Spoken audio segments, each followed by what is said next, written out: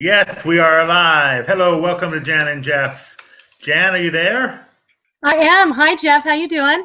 Well, doing okay considering everything that's happened. Good, good. Well, actually, that reminds me because we are going to talk about the attacks. But I had my niece in California write me to say, "I know you're not in Paris, but with everything that's going on out there." And I said, I wrote her back. I said, "When you say out there, I mean, I said I don't know if I should be in outer space or in Timbuktu." Yeah, I had somebody to contact me out through via Facebook too. It's Yeah. Yeah. Well, I see that Kristen Espinas from French Word a Day wrote on your website. And so anyway, I contacted her and invited her to be on the show, as you know, and she wasn't able to make it. But we will have her on in the new year for all of good. you fans of Kristen Espinosa. That's Donc, been she'll come on, and we've got some subjects I'll surprise you with later in the new year when she comes on the show. good. Sounds good. Something to look forward Yeah. to. So we wanted to kind of talk about, the terrorist attacks because it's a well, it's a real current event, and I think it strikes home to a lot of people that like to travel. And in fact, it's such a small world that one of the females that was one of the victims in Paris was a student at Long Beach State University, where my daughter-in-law goes. Huh? And on top of that, my daughter-in-law is married to a Frenchman, so and they go to Paris all the time. So it really hit home. They both attended the condolence ceremonies that they had at Long Beach State University, and then my daughter-in-law wrote me and said the next day there was just news vans everywhere and journalists, and so it struck home all over the world, really. So It did. It did. I had a student's brother. I teach English, and the student's brother lived in the building of the Bataclan, the Bataclan. the Bataclan. I guess we would say Bataclan in English, and I love the way the French say it. Bataclan. They say Bataclan, Bataclan, Bataclan. Bataclan. It's really kind of anyway. He lived Yeah. there. This person lived there, and Wow. not easy. It's not, I can't imagine living in that. That would have been something. That close. Yeah. Yeah. And I know a lot of people that follow you, and a lot of Americans that I know that contacted me. The real big question is it really safe to travel? Yeah, What to absolutely. do? Yeah, I think it's a good question. What would you tell people? Well, I had somebody ask me this last night. I responded this morning. I looked on the State Department. As far as I could see, there were no travel warnings for France. I Yeah. looked Yeah. for Paris. I looked. It was interesting. There was no travel Yeah. warning. What I told this person was, you should do what you feel comfortable with. If you don't feel Yeah. comfortable traveling in Paris, you're not going to have a good time. You shouldn't come. If you Yeah. think you're going to be comfortable, come. I mean, it's how you Yeah. feel. And I Right. also said, statistically speaking, the chances of being, killed or injured in a terrorist attack Yeah. are pretty minuscule. I mean, Yeah. Right. Right.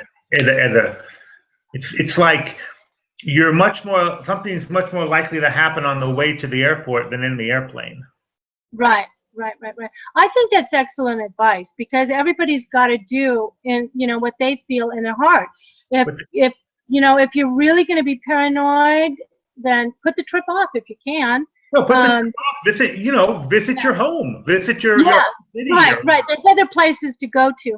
But and what I've been telling a lot of my family that's been writing me is that Paris is one of the most marvelous cities in the world to feel free in, Right. and we can't let that change because I've spent days on end by myself just wandering and being able to cross the street and go, oh, what's over there and what's over here, and feeling totally safe, and that we don't want to lose. And I don't think we ever will because there's too many of us that will stand up and fight for it. But it is really soon afterwards, and everybody needs a little bit of time to settle kind of back down and get into the right mindset, and it takes a little bit of time, but there was terrorist attacks during the 1980s in Paris. I remember being up there, and there was some really major attacks in the metros where quite a few people were killed. And actually, one of them threw a bomb chez Tati, which is a really big store in, I can't remember the quartier. But, and there was a lot of people killed. And it was just so shocking back then to have that done. And it was a terrorist attack during the 80s. Yeah. It was a lot different than this. And we are now post, 9/11. So we feel a little bit different about the whole thing. But, it happened in Madrid, the trains 11 years ago. So there's always, it's not something new. This size of attacks in Paris is pretty new, and I think that they really went after just young, innocent people. Yeah, went after whoever. They went after whoever they could get. And I think we all just what we love. One of everyone's favorite things is to sit in the cafes and people watch, and just randomly hitting cafes. So it does hit home, and I think you're spot on about traveling. If you're comfortable doing it, do it. If you're not, then just let things settle down and wait a while and until things kind of get back to normal, because we are in a state of an emergency here, and I think they're trying to extend it for 3 months. Right, it's been extended for 3 months, and I mean, I remember when we were in Paris 2 years ago, we saw there was already military. In France they have military. That's the reality now. Well, they have here, maybe what people don't always know is that we have a program called Vigipirate, Vigipirate. And we've been on Vigipirate, I don't know how we say it in English, and there's a couple different levels of this Vigipirate, which, I don't know all of the different levels, but people can't, they won't let people park in front of an elementary school. I mean, there's certain things that are imposed that you cannot do when we're in Vigipirate. And we've been in Vigipirate since last January when they had the thing at, Je suis Charlie.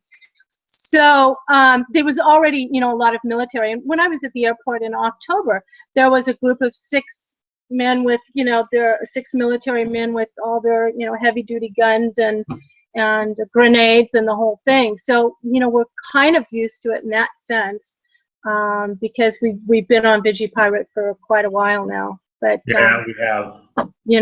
So it's actually pretty safe, because now there's even more enforcement, and I always say the safest time to travel is after they've aborted plane, there's been an attack, because then everybody's really on super high alert, and it's harder to get anything, to have anything happen. But it is sad, and I would like to reassure people that, Paris will stay a free, loving city.